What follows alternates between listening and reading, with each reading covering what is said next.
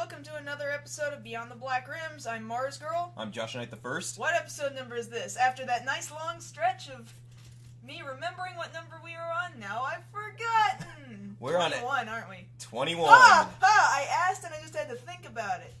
Good job. Yeah, I guess thinking is a useful thing to do, isn't it? You should learn to do it more. Don't insult me. Be happy. Oh, I remembered! Yes, you remembered. The show's 21 now. It's all grown up. Why do you always gotta make those jokes? You do it every time. I don't know if... I think they're silly. Do you know what a running gag is? Little running gag. Yes, little running gag. My personal favorite running gag from anything out of an episode of Darkwing Duck, where Darkwing decides he wants to write a comic about himself. Then he puts in a very racially insensitive character named Little Running Gag. Go Disney Afternoons in the 90s. Woo! Still my favorite episode. Yeah, love Darkwing. In any case, what's going on? Well, we're just a few, well, really, is it a week now? Well, we're, a week away. Yeah, a week away from Anime Expo. Yes, for those of you in the Los Angeles area or people who are making plans to head out to Anime Expo, we are actually heading out there next week. Yep, in fact, we're gonna leave by bus on Tuesday. Yes, so if you guys see us out there, be sure to say hi. I'm gonna actually be joining J.O. and Psycho Neko on a panel. I don't really remember the name of Hope's panel. I just know, and I also don't know what day of the event her panel is on. But I know that she is bringing both Samantha and myself up during the second half of the panel so that we can all sit together as a group because we work on very similar topics in a very similar online video production industry. And I will probably be in that room. That's important. Yeah. To somebody. Somebody. Mostly these people. Okay. Mostly you guys. Listening, yeah. You guys are important. Yeah. You think stuff is important. Come to our panel. Please. Please.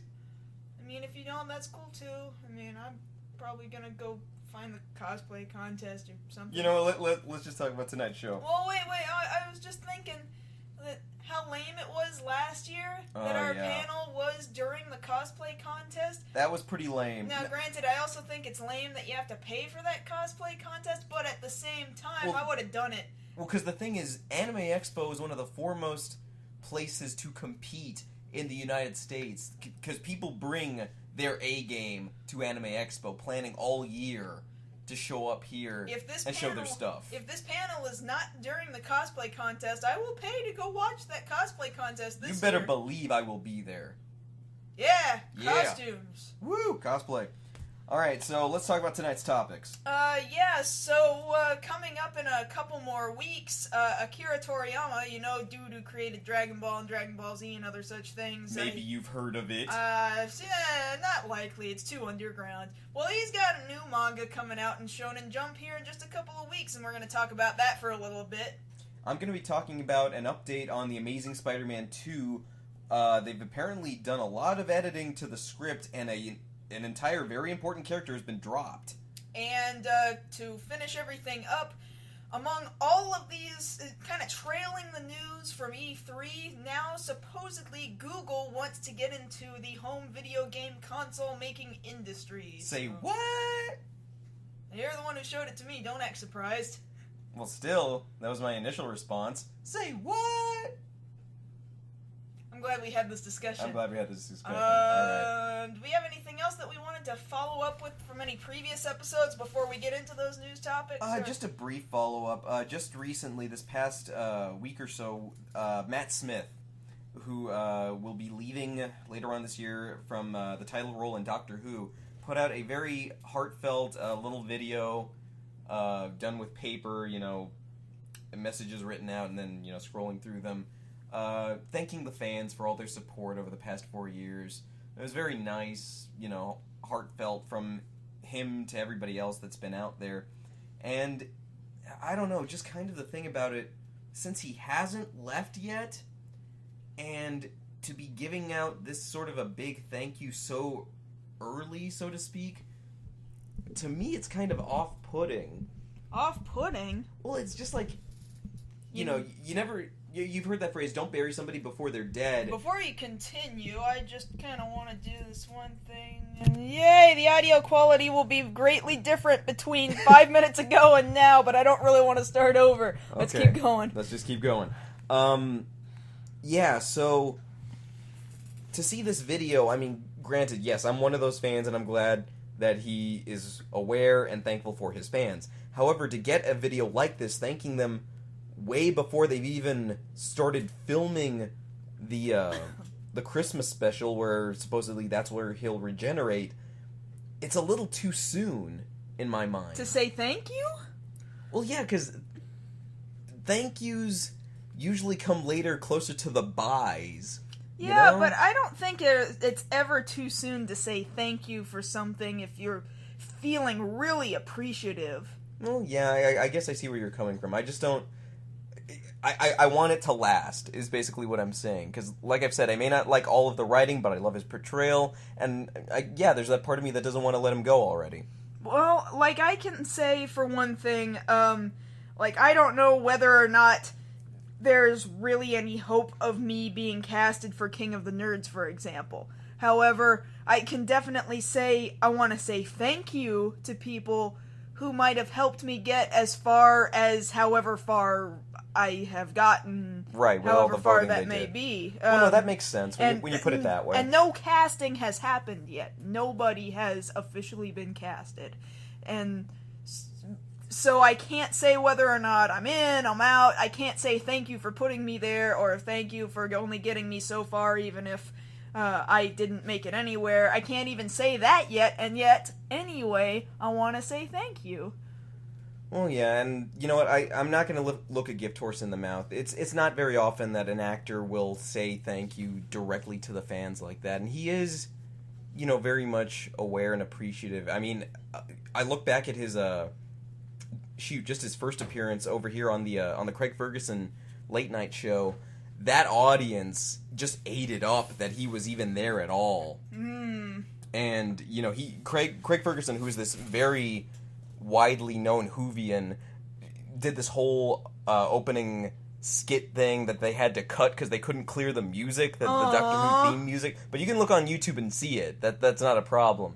But he's had him on as a frequent guest ever since, and you know, it's nice that on some level something that would have never been viewed so widely even 10 years ago is now so very much accepted. And yeah, a lot of that was thanks to his run, and yeah, like I've been saying, I'm sad to see him go. You know, me not being a huge Doctor Who fan, I can, however, still appreciate Matt Smith for appearing to be a genuinely good person to everybody around him, and that he interacts so well with fans, as crazy as they might get. But, you know what? I appreciate him. I'm not gonna lie. I like him. Yes. As a person. And I'll say as much, whatever he moves on to next after this, because obviously this frees him up for other stuff, I will look into it and try to support him there. Well, there you go. Yep. I'm going to talk about Akira Toriyama now. Yeah, you do that. You do that. Because I can't really talk about Doctor Who for very long. Well, you can talk about Akira Toriyama. But I can talk about Akira Toriyama. So, as I had mentioned... Dragon Soul! Yeah, so this guy, right? This guy. This Toriyama, this Bird Mountain guy.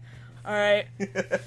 Because that's what his name translates into. As I mentioned, of course, we all really know him for Dragon Ball, Dragon Ball Z. He designed characters for Dragon Quest and Chrono Trigger and any number of other Blue manga. Dragon. He's well known for his Dr. Slump before Dragon Ball came out and all sorts of other manga.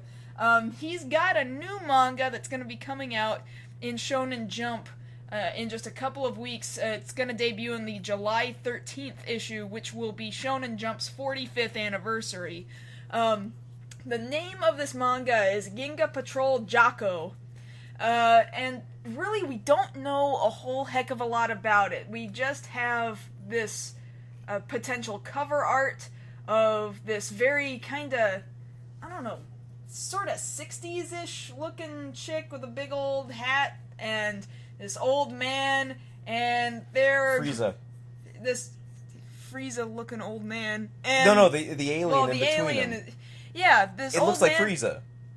So this chick and this old man are holding on to this alien-looking Frieza dude, and they're flying, and they're going, ah! And all we have is a tagline that translates loosely into something like, "The legend of hope for the entire world returns here." I have no idea what this series is about, other than the fact that there might be some space. Space is good. I like space. I mean, there's been some space in Toriyama stuff before. He could go back to space if he wanted. He can go back to space if he wants to. He can leave his friends behind. Because if his friends don't space, then... You know what, just never mind. You went down that road Yes. and you couldn't follow through. I hope you feel ashamed of I yourself. kind of do, I'm not gonna lie. I'm sorry. But, you know, it does make me really excited because, as cool as it is to see his artwork in video games and stuff, like Blue Dragon and Dragon Quest and, stuff. I had another one, oh yeah, Chrono Trigger, I said that earlier. Yes, So as cool as it is to see his stuff in video games, you know, manga was his forefront for a very long time. We also got Sandland a long time ago, published by Viz, which was a fairly short-run manga, which I enjoyed reading. I read it while the US Shonen Jump that Viz was producing was still in print. And that's the sad thing, too, is that I was so excited when Shonen Jump originally was released over here in the States. I was like, oh man, finally, Jump Comics, this is awesome. And then it only lasted so long. I collected it for years, had a big old stack, until I eventually had to sell them. Oh well, you do what you gotta do. But that's where I read all of Sandland, and I would love to, like, get in on the ground floor of a brand new Akira Toriyama manga. Now, I'm trying to remember, they went to an all-digital format, correct? Actually, you know what? You're right. I do believe Shonen Jump now has a digital subscription. I guess it could be possible that they could, at least Viz could pick it up and either distribute it digitally or just decide to shove it straight into book format. I wouldn't mind book format. I wouldn't mind book format. This is one of those cases, one of these very few cases, though, where I kind of want to read it as it's coming out, like, along with the Japanese. And I don't get that way about very many manga. I don't exactly want to read scanlations, but I have to admit, it's mildly tempting. Mm-hmm. Now, admittedly, I haven't gotten like that about really any title recently, honestly, until Attack on Titan. As soon as I found out about it, I started picking up what we had over here, so I am at least reading concurrently with what's being released as far as the manga over here goes. Uh-huh. Because, yeah, the story gripped. Now, that's the thing, too, just kind of to make that parallel. You know, there was a very quick turnover with Attack on Titan in going from manga to series to live-action format. With something like this, since it's already got a big property name like Akira Toriyama attached to it, how soon do you think they will adapt this into an anime, even sight unseen? I don't necessarily know that it would be all that quick. I want to say it kind of took a while before Dragon Ball got its anime adaptation, but it didn't take very long for it to catch up to the manga. That's where, I believe both in Dragon Ball and especially in Dragon Ball Z, you get so much, basically, filler, or the dragging out of fights and lots of, ah! Because he Right. couldn't produce the manga fast enough for the anime to catch up. Thus we have Dragon Ball Kai, or Dragon Ball Z Kai as we called it over here, to cut out all that stuff and get it a little bit closer to what Toriyama originally intended in the You're manga. basically cutting out all the filler. Pretty much, because, I mean, you can call it filler. Really all it is dragging. It's not the same kind of filler as, say, what shonen titles as of the last 10 years have done. Where, like, Naruto has episodes about, like, peeing. Like, what? And everybody's like, oh, just don't watch these episodes. Like, and it's an entire season's worth of episodes, whereas Dragon Ball Z was just like, oh man, this fight is so intense, and it lasts like 17 episodes. Never mind that the planet's gonna blow up in like 40 minutes. I don't know. I don't know if, I mean, surely Toriyama and Bird Studios has enough, you know, fellow artists to pick up the pace. I just don't know how quickly Toriyama himself can work on it to then produce an anime that quickly. Because let's not kid ourselves here. Some company is going to want to see this adapted and then turned into t-shirts and pencil bags and lunch boxes and... Well, Sandland never got an anime. Well, Sandland was pretty short. I would expect Sandland would be turned into at least an OVA, but that never happened. So, what? No, I don't know. I mean, it really depends on how long they plan on this running. Though, I mean, Space, I think, picks up a little bit better than Beelzebub in the middle of a desert for only a few chapters. No, this already... I mean, I'm going off the initial look here at this picture. Something about it seems catchy. I can't rightly put my finger on it, but you know, just the playoff between this older guy, this chick, and this really Frieza knockoff with Ultraman eyes. Well, he looks a lot smaller than Frieza, and Frieza wasn't very big to begin with. He looks a lot more sleek and probably with a lot less personality than Frieza. Okay, put Frieza's coloring on Krillin's head, and then give him Ultraman eyes, and that's what you're looking at here. That might be a little hard to picture, so comicsalliance.com has this article. You might want to look it up. I'd be willing to bet that Anime News Network has reported on it too by now. Maybe they even have more information than what I'm giving. I don't know. All I can say is that currently, as far as I can tell, there's not a whole heck of a lot of information about this, and all we can go by is a picture and a tagline and the fact that it's coming out somewhere around July 13th. Right. Well, this is specifically to mark the anniversary, so I don't know what more could be said other than that. That's really about it, other than to just say Toriyama's been a very successful manga artist. I don't think that... I have doubts that it would be particularly bad, because I don't necessarily think that anything Toriyama has written has been especially poor. After all, he had no responsibility for GT, so... Yeah, so he's fine, so it's alright. He's got this. Well, it's not nearly the same thing as some other series, like, say, Bleach, or something like that, which is also another Shonen Jump title where you blatantly blame the author. Kubo, what are you doing here? I don't hear people saying, dang you, Toriyama. No, I've never heard that. No, I've never heard that either. And again, the only reason why Dragon Ball Z was dragged out as much as it was in the anime was because it was just stretching to give Toriyama some time in the manga, and the manga is nothing like that. It's totally not Toriyama's fault. But no, I would definitely want to see this thing, once it gets released. That it's not too long from now. What, 2-3 weeks? Yeah, just a couple more weeks to go, and we'll at least get some more information about what the heck it really is. This cast of 3 characters that I'm looking at right now, they look varied enough for me to be interested in how do these people even get along with one another? Right. Why are they even together? So, I'm interested. That's all I can say. Well, because I'm thinking about it, like, the chick looks like your generic Toriyama female, so to speak. I've already talked about the alien, and the guy, now that I'm thinking about it, looks like, which android is it? The old guy it's not 16. Oh, somebody's gonna get real mad because we don't know the number. It's just been so long since I've seen that.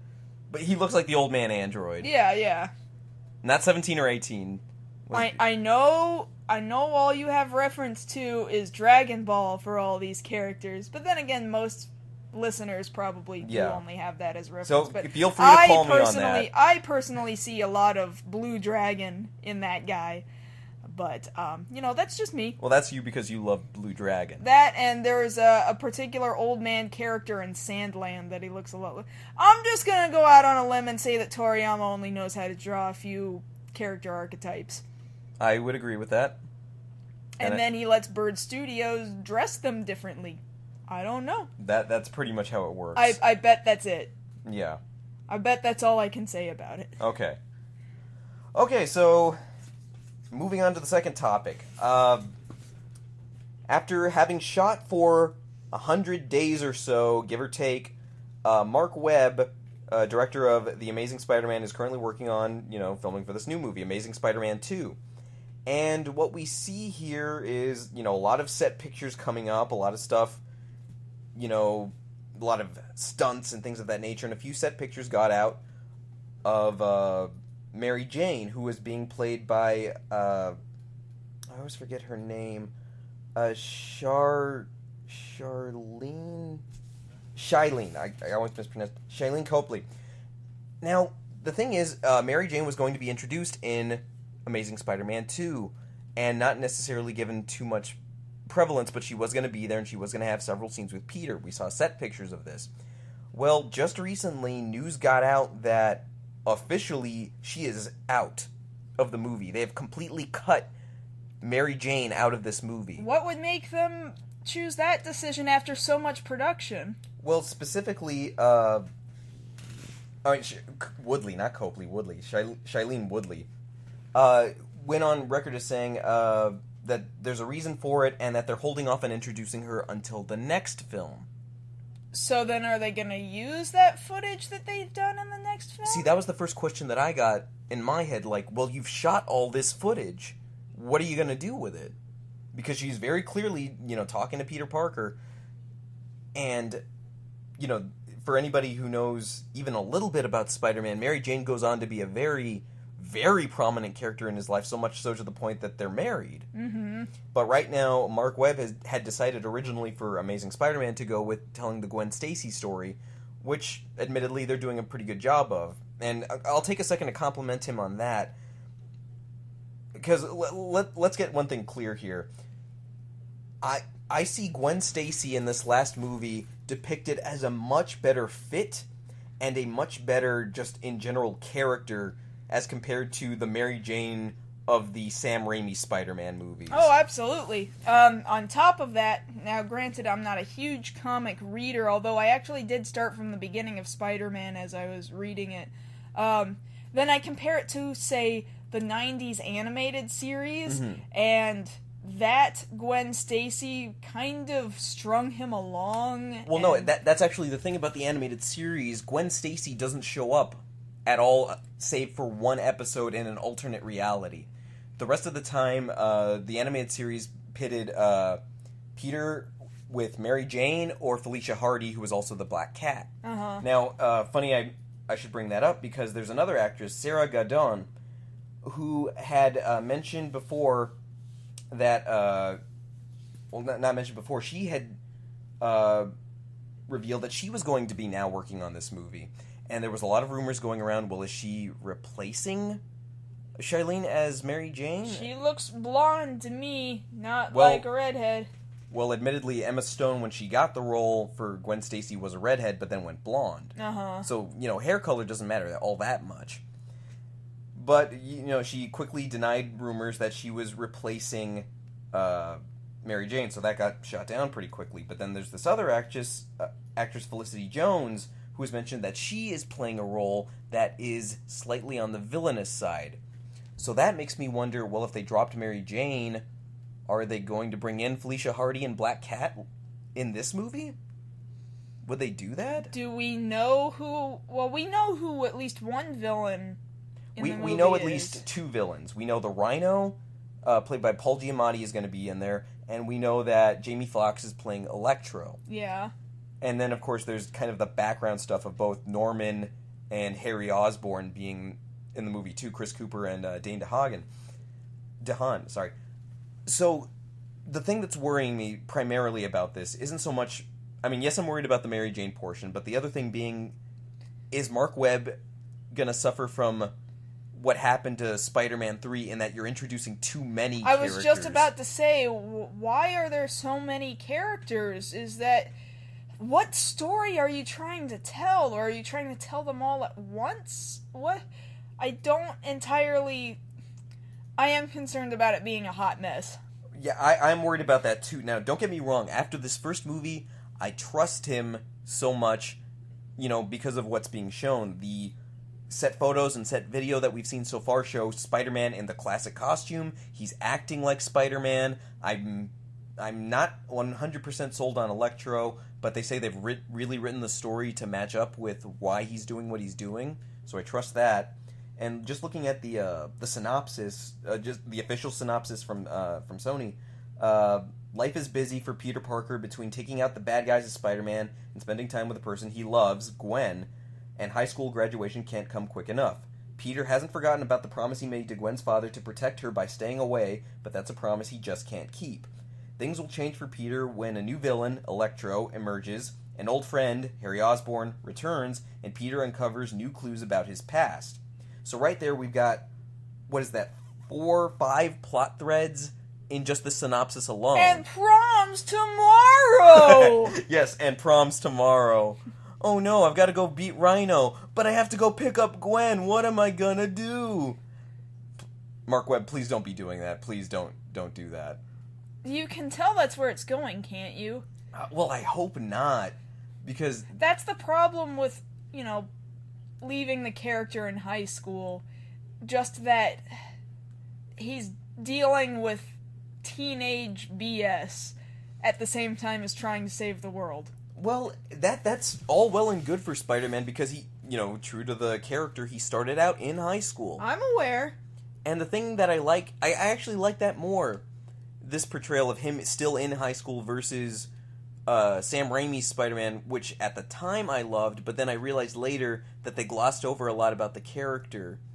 It tells you the base amount of what you need to know to be culturally aware of who Spider-Man is. But then he kind of got out of high school a little too quick. Uh-huh. And there was no real weight there, despite, let's not think about for a second that Tobey Maguire looked 30 playing the role. But... yeah, I'm wondering about that. Now, granted, as far as too many characters go, too many villains is what mucked up Spider-Man 3. Yeah. As far as love interest goes, this could be going in a whole nother direction, which is basically the first Spider-Man harem movie. Which is entirely possible and accurate to the comics. That he's got all these different women vying for either Spider-Man or Peter's affections. Yeah, but he can't be with them because Spider-Man's not allowed to be happy. Well, no, but it's kind of a thing over the years that Spider-Man, Peter Parker, just can't have his. He just can't be happy for very long. He always has to be miserable. And it makes me wonder what they're going to do with this. Like, there's been plenty of set photos, which make me wonder, that Gwen Stacy...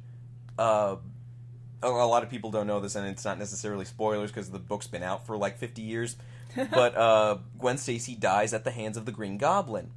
And there's the whole thing with the snapping of the neck and things like that. And here we see her wearing that same outfit that she wore during the neck snapping. Uh-huh. But what worries me about that, like I don't know that I've said it before, is that only Norman Osborn is getting introduced in this movie. He's not the Green Goblin, so... I hope that they don't take her out that way. Because they've said as much, I believe that she's not going to stick around, if at all, to the third movie, Gwen Stacy. Uh-huh. So I get setting up other love interests, but too many at once might be a problem. Well, yeah, then it also has the possibility of creating a Peter Parker that also looks like a player chump. Which is not at all who Peter Parker is. Yeah. Because if you try to make Peter Parker a player, again, you get Spider-Man 3, and nobody wants that. No, you you don't want to hate Peter Parker. You want to feel very bad and sorry for Peter Parker all the time. Exactly, and admittedly, Mark Webb got that right. I felt more sorry for Peter in this movie than I ever did, save for parts of Spider-Man 2, and that says something.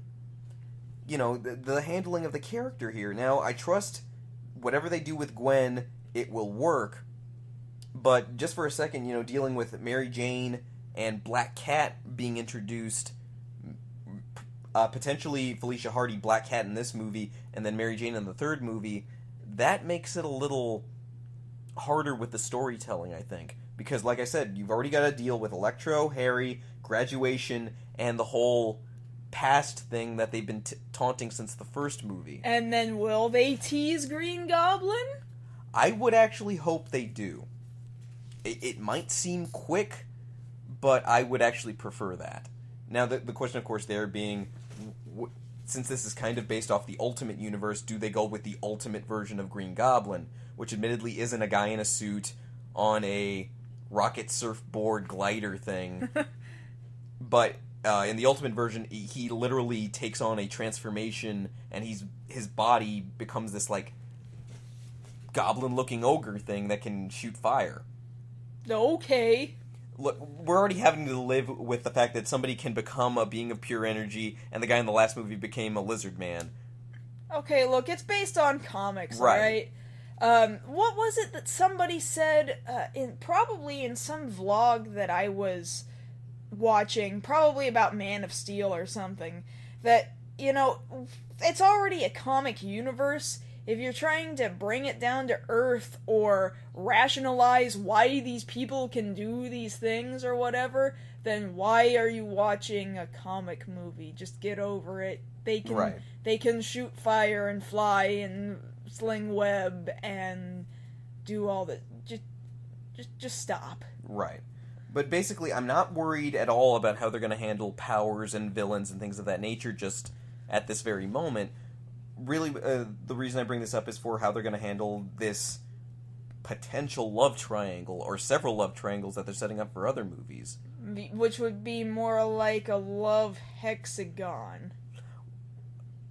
Potentially, yeah, because you've got, well, who do you got here? You've got Peter, you've got Gwen, you've got eventually Mary Jane, you've got Felicia Hardy. That's at least, so it's at least a love, square? I guess? And then I don't know that they would add anybody else on top of that, but... And then we need some wacky intro music, and then a clever, 1 minute to 1.5 minute opening sequence of all these ladies and a dude, and there's people flying through the sky, and then there's running over hills, and there's smiles, and they're spinning around, and then there's girls that are getting mad at each other, and they're shooting laser beams and lightning bolts in between their eyes, and then everything's okay because somebody tripped and fell with food, and then Peter shows up, and he's like, hey guys, and then they're all smiling because they all see him, and then they all stand together, and they're standing on the edge of like a cliff with a pretty sunset, and there's like water, and they're all just standing there smiling with their mouths wide open. And so you're not talking about Amazing Spider-Man 2, you're talking about something that's like Watashi no Tomodachi Kumo Otoko, something like that. No, I don't want that. I would like You wouldn't at least play the dating sim? I might play the dating sim, I'm not gonna lie. But but that's it. That's as far as I'll go with it. So basically what I'll say is this, to get around to these characters. As far as Mary Jane goes, we were robbed of her introduction line in the Sam Raimi movies. Mark Webb, know better, learn from the mistake. I know you're kind of paraphrasing stuff, but it would be nice to hear her, you know, show up at Peter's doorstep and say, "Face it, Tiger, you've hit the jackpot." It would be nice to hear that. I will assume that is a thing that she says. That is the first words out of her mouth ever. Oh, okay. That is a line. That is the first words she ever muttered in the comic book. And I assume that's important? Well, yeah, that sets up the character right there, that she's because it was the whole thing in the comic book. They teased Mary Jane getting set up with Peter for a few issues, and then she finally showed up, and then he saw, wow, she's freaking gorgeous. And then as far as Felicia Hardy is concerned, I'm not too sure what would be the best option on that. Do you want to introduce her as just regular, person, maybe socialite like they did in the animated series, or do you want to flat out just make her a kind of cat burglar? I think we have enough cat burglars in other superhero comics and movies. Right, I would actually agree with that. And the thing about that is, I think in every Spider-Man game that Black Cat has shown up in, where people might not be aware of Black Cat, they always just introduce her as, well, this is Black Cat, you should just know that she's a vixen. And that cheapens her. Mm-hmm. Not to say that she hasn't been played as cheap, I just think, based off the writing that we've seen in this previous movie, they could do something with a little more meat for this character. And I would appreciate that. Because they've put so much meat on all these other characters that it would be a shame to cheapen any of them. Okay. And that's really about the long and short of it. I'll stay on top of this. Hopefully, they're not going to make too many love triangles or hexagons or whatever, but again, time will tell. Go Spidey, go. Movies. Now we talk about games. Games. So here we go. Sony, PS4, Xbox 180. Nintendo still riding off the Wii U, and now Google. And now on top of the Ouya about to come out, yeah, now Google wants in on video game consoles. Here comes a new challenger.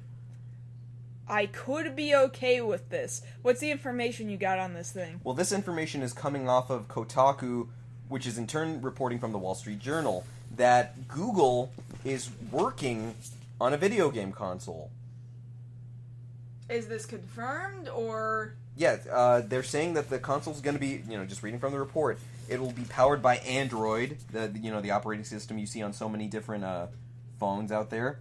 And it's inspired partially by how the Ouya has been doing despite sales. There's still been a lot of buzz and interest about it. Uh-huh. Even you were saying for a little bit that you were considering looking into getting an Ouya. I was. I'm still not convinced as far as games are concerned. I would really have to be sold on a game. But I have seen plenty of, say, Android-based games really succeed. Mm-hmm. So it could work, and I believe this author is even saying, Google's been in the market with their Android platform as it is, and with their Google Play Store, it functions really well to bring games and apps and movies and music to at least phones and tablets. So, why not a game console specifically? And then use the Google Play sort of store format to provide a player with downloadable games rather than physical copies of games. Yep. And then if they had a means of, say, trade or share with said downloadable games, that could be really interesting. Now it's a matter of price and will developers want to publish on this console? Well, the other thing that I'm reading here in the article that I actually find pretty interesting is this this line right here that says the other thing that is spurring on Google is a desire to get out in front of Apple, who they think will make gaming a big part of future Apple TV updates. That doesn't especially surprise me. Google and Apple being competitors, especially as far as phones, tablets, and apps, the app market is concerned. And then on top of that, the only company that Nintendo was especially worried about because of the kind of gaming experience they provide was Apple. Mm-hmm. So I can see why Google would want to get a leg up on Apple so that they can say, hey, we're in competition with Nintendo, and Nintendo's, legit gaming. Mm-hmm. If they can say that they are in legit, a tangle with Nintendo, then they're in the gaming market. For sure, and that was something that I know. I've been on podcasts within the last couple of years where people were arguing, oh, we think that the future's today already, where, the mobile market is a legitimate gaming market, just like other platform gaming and PC gaming is its own gaming market. Now, you say that, but even then it says that Google is working on a console, which is not necessarily the same thing as mobile gaming. It is a console. It is a box. Because it comes back to that. You can do so much with mobile gaming, but when push comes to shove, when you think gaming, the first thing you don't necessarily think is tablet or phone. Yes, maybe if you're a casual, player of, things that you got from Facebook or Angry Birds, you want to get in on a console. However, at the same time, Google, of course, has already started a gaming market mobily. And if they were to move into console gaming, which is what they're saying they're doing, you can consider them, for certain, Google specifically, as a company that has a foothold in the gaming market, thereby making mobile platform gaming more legit. Okay, I see what you're saying. Because, see, that's the thing about it. They specifically call out Apple here. And the thing about Apple is, because of the way Apple products work, and specifically I'm referring to the iPad, and I guess to a lesser extent the iPhone, but specifically the iPad, that is its game system. It's, iOS games are their own thing. Yeah, and there's actually a number of really good quality mobile games that Apple has produced apps for. Or published, I should say, more than produced. But, I don't know that Apple necessarily cares about creating a console. They won't. Apple wants you to be on the go. Right. All the time. In fact, I barely think they're focusing at all on their home Macs anymore. They want you to get their MacBooks. Yes. If they want you to be a mobile computer person.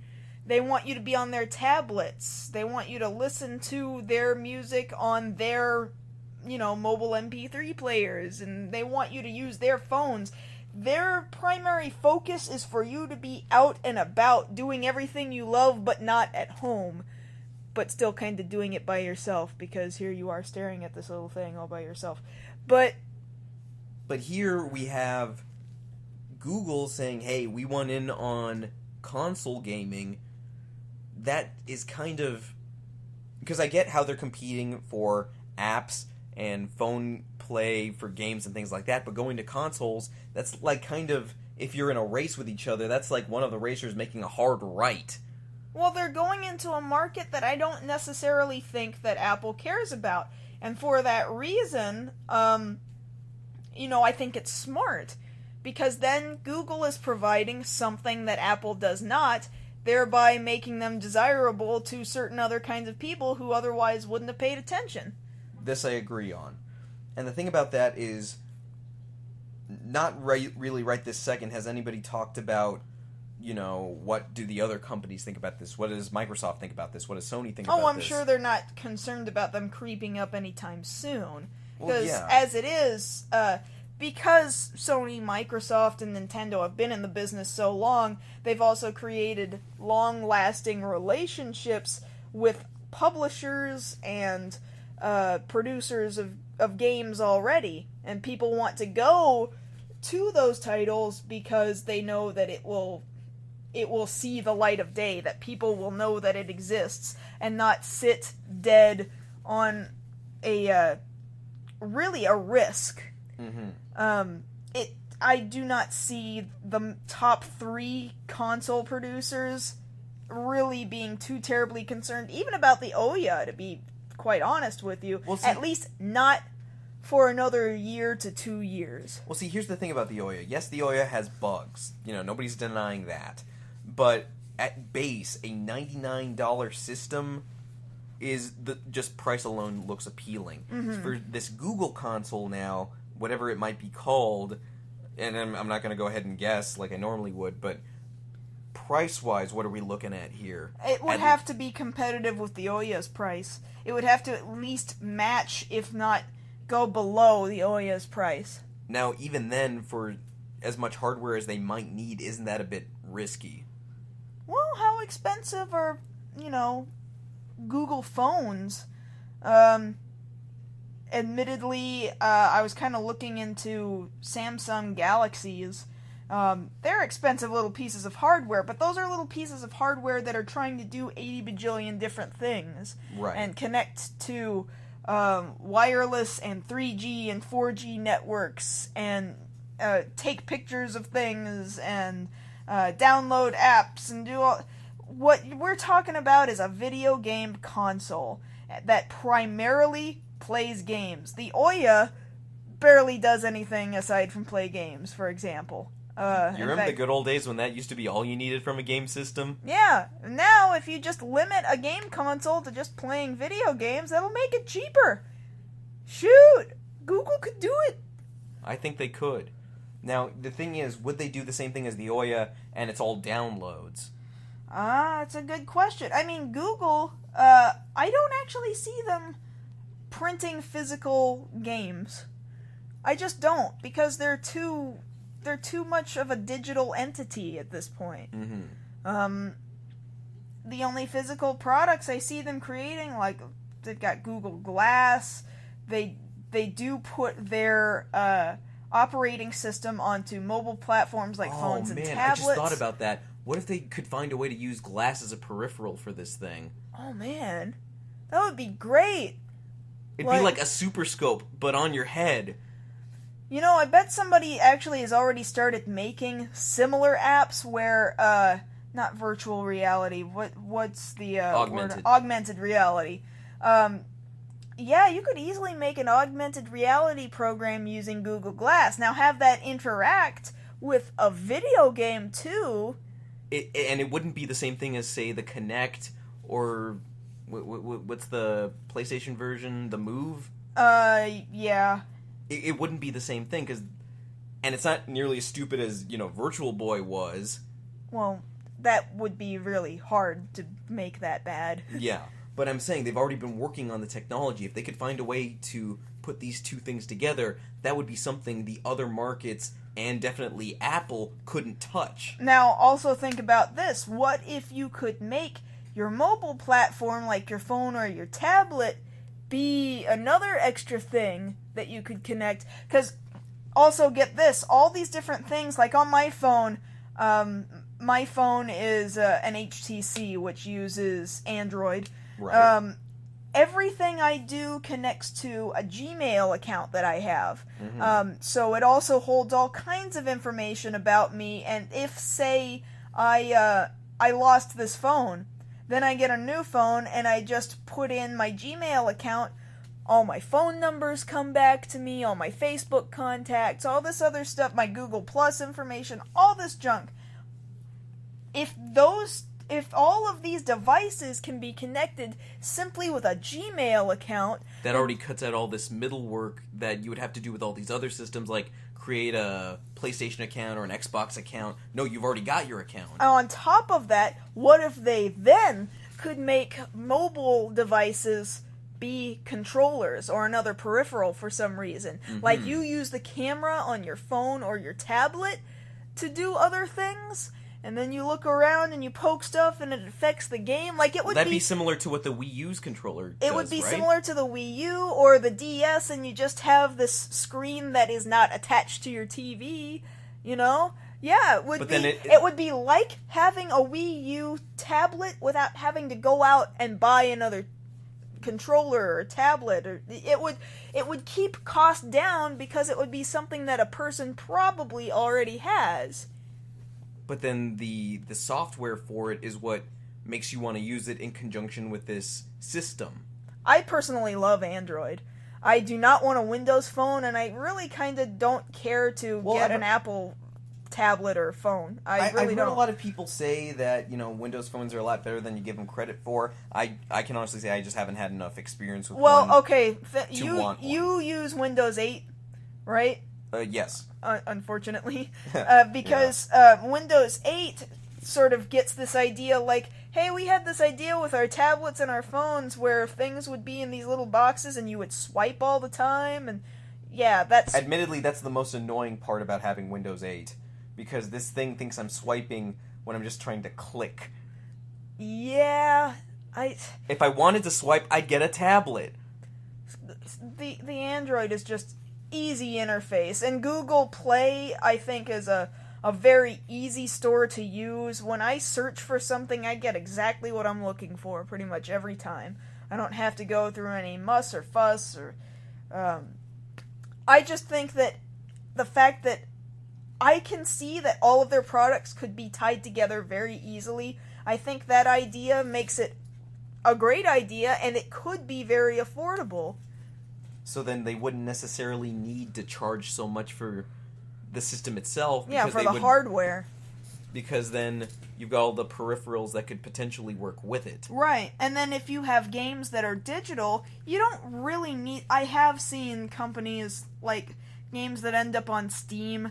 Those games, even though you're getting them digitally, they still go for full price, $50, $60. I don't think Google would have to worry about that, especially because they're probably first going to start with indie developers who, you know, don't want to charge an arm and a leg, because otherwise who's going to buy it if you've never heard of them? Right. But that there says that they're looking more towards innovation. I would imagine, yeah. So then you wouldn't have to worry about this stuffy, oh, we're working with Electronic Arts, we're going to have to make a sports game. Chances are it's going to happen one way or another eventually down the road anyway. But, yeah, considering there already is a lot of innovation as far as apps are concerned, just the innovation alone of knowing that Google Glass exists, like, nobody else is doing that. Right. And making it affordable, you know, for your general consumer. Yeah, I see this being an affordable console that inspires innovation amongst all of these different products that Google already provides. They provide so much already. They take all the hard work out of connecting all these different things, and now a developer just has to put it all together in an interesting way that nobody else is doing. I see that being done real simply. I agree with you. This could very well, more so than the other systems, be a thing I would want to purchase at launch whenever they develop it. Maybe so. I would want to wait and see exactly what their plans are, but yeah, I'm interested. I'm just as interested. I want to see what they do with this. I think I had to talk you into it a little bit, but now you see where I'm coming from. Well, yeah, because, you know, putting those two things together, the peripherals with all this information right here, they could feasibly make a killing with this. They have to market it correctly, of course, and they have to get the right developers on their side, but yeah, they could. Well, I'm always sort of the mindset that you say market it correctly, but really, whatever you're making should be able to market itself. Because the more you need a pitch man to do it, the less I believe it's worth it. You know what I'm saying? Well, they're not gonna not have a pitch Well, man. I know that, but... So long as it's not Reggie. I was about to say that, so long as it's not Reggie. Or anybody from Microsoft's team who was at E3. Any of those guys. No, they don't have to worry about that. None of them. None of them. None of them. Well, I guess that pretty much covers it. I suppose so. I think that was nice and succinct. Yeah. And we can quit now. Regarding next week's episode, we're actually going to be in Los Angeles when we record it. There is potential for guest appearances by one, maybe two other people. We'll see. We'll see. I don't want to promise that, but there is potential. But when we record it, we will be in Los Angeles. That will also probably... We're deciding to close a season off there. Typically, I would have taken it out to 24 episodes, but I think being out in Los Angeles constitutes as a pretty nice closing. Yeah. Because we've been doing this for now 21, and then next week 22 weeks. You know, even regular shows go on a little break. Yeah, so that having been said, yes, after next week's episode, there will be a brief hiatus. approximately probably a month's worth time. Yeah, just enough for us to get her. That is by no means we're done, we're not coming back. No. We love doing this show, honestly, but we could probably do with a little break. I'm not gonna lie, I'm tired. Yeah, I get that. I'm not tired of the show. I am just tired. I don't want to get burned out on it. Right, and we've had a great number of you guys, comment and be there for the live streams, and we know you enjoy it, so, we'll just recharge our batteries and then we'll get right back to it. Yeah, absolutely. So, that having been said, I guess we'll wrap up for now, and we'll give you a few more details on our closing and when exactly we're going to be coming back next week, most likely. But we still have a show next week. Yeah, there is still at least one more episode before we go on a temporary hiatus, a seasonal hiatus. A summer break, if you will. Sure, why not? Summer vacation. Summer vacation. And then come back and launch a second season. So, I guess that's about it for now. Of course, follow us on Twitter for more details on when some of these things are going to be happening and exactly what date you can expect us back. I, of course, am at MarsGirlProd. And I'm at Josh Knight First. And once again, thanks for listening in to Beyond the Black Rims. And we'll see you guys next week from LA. Bye, guys. See ya.